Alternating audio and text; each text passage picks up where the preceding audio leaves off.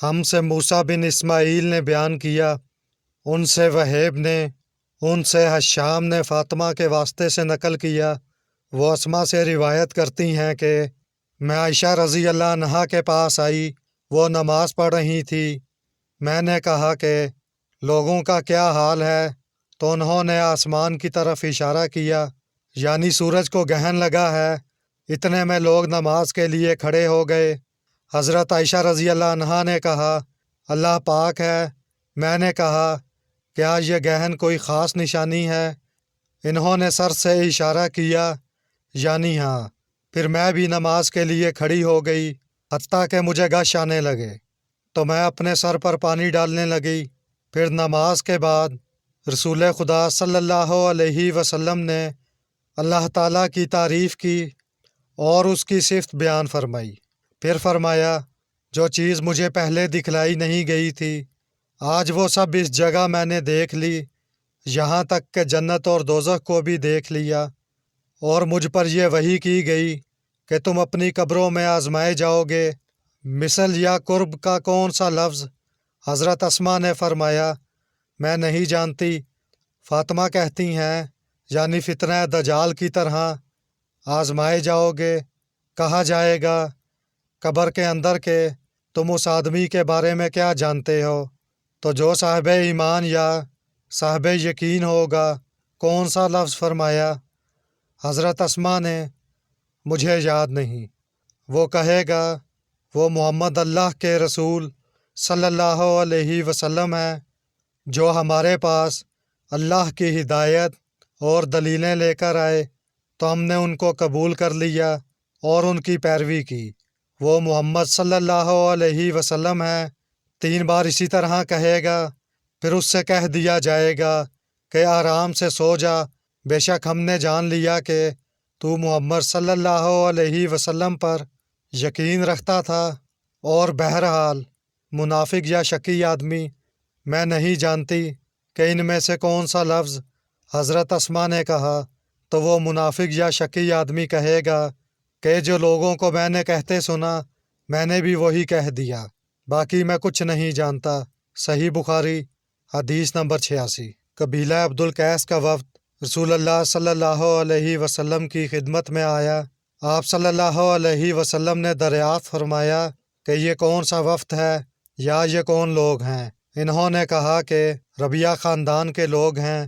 آپ صلی اللہ علیہ وسلم نے فرمایا کہ مبارک ہو قوم کو آنا، یا مبارک ہو اس وفد کو جو کبھی نہ رسوا ہو نہ شرمندہ ہو۔ اس کے بعد انہوں نے عرض کیا کہ ہم ایک دور دراز کونے سے آپ صلی اللہ علیہ وسلم کے پاس آئے ہیں، اور ہمارے اور آپ کے درمیان کفار مضر کا یہ قبیلہ پڑتا ہے۔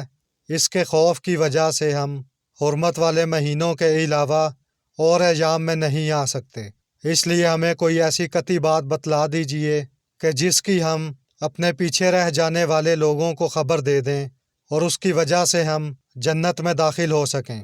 تو آپ صلی اللہ علیہ وسلم نے انہیں 4 باتوں کا حکم دیا اور 4 سے روک دیا۔ اول انہیں حکم دیا کہ ایک اللہ پر ایمان لائیں۔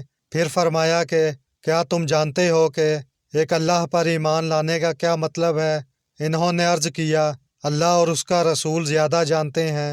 آپ صلی اللہ علیہ وسلم نے فرمایا ایک اللہ پر ایمان لانے کا مطلب یہ ہے کہ اس بات کا اقرار کرنا کہ اللہ کے سوا کوئی معبود نہیں، اور یہ کہ محمد صلی اللہ علیہ وسلم اللہ کے سچے رسول ہیں، اور نماز قائم کرنا، زکوٰۃ ادا کرنا، اور ماہ رمضان کے روزے رکھنا، اور یہ کہ تم مال غنیمت سے 5واں حصہ ادا کرو، اور 4 چیزوں سے منع فرمایا، دبا، حنتم اور مزفت کے استعمال سے۔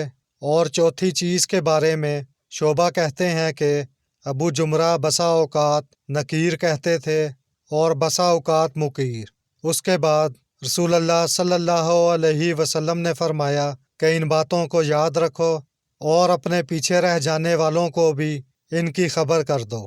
صحیح بخاری حدیث نمبر 87۔ عقبہ نے ابو وہاب بن عزیز کی لڑکی سے نکاح کیا تو ان کے پاس ایک عورت آئی اور کہنے لگی کہ میں نے عقبہ کو اور جس سے اس کا نکاح ہوا ہے اس کو دودھ پلایا ہے۔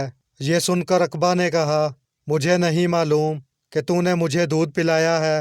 تب سوار ہو کر رسول اللہ صلی اللہ علیہ وسلم کی خدمت میں مدینہ منورہ حاضر ہوئے اور آپ سے اس کے متعلق دریافت کیا تو آپ صلی اللہ علیہ وسلم نے فرمایا کس طرح تم اس لڑکی سے رشتہ رکھو گے، حالانکہ اس کے متعلق یہ کہا گیا۔ تب عقبہ بن حارث نے اس لڑکی کو چھوڑ دیا اور اس نے دوسرا خاوند کر لیا۔ صحیح بخاری حدیث نمبر 88۔ حضرت عمر سے روایت ہے کہ میں اور میرا ایک انصاری پڑوسی دونوں اطراف مدینہ کے ایک گاؤں بنی امیہ بن زید میں رہتے تھے جو مدینے کے پورب کی طرف بلند گاؤں میں سے ہے۔ ہم دونوں باری باری حضرت صلی اللہ علیہ وسلم کی خدمت شریف میں حاضر ہوا کرتے تھے۔